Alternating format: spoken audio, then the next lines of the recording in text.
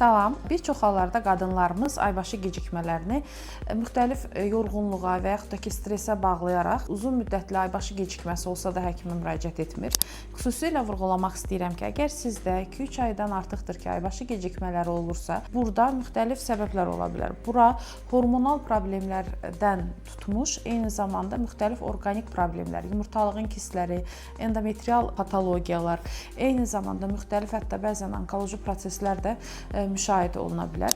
Xüsusilə əgər sizin aybaşı gecikmələriniz hər hansı bir piylənmə, yəni artıq çəki, tüklənmə və yaxud da ki, müxtəlif qarın boşluğunda ağrılarla müşahidə olunursa, bu müxtəlif polikistik over sindromundan tutmuş, dediyim kimi bir çox problemlərdən qaynaqlana bilər. Ona görə də belə hallar olduqda mütləq həkimə müraciət edin və təbii ki, ginekoloji müayinələrinizi aksatmayın. Unutmayın, biz həkimlər xəstəliyi müalicə etməkdən belə deyək, çəkinmirik.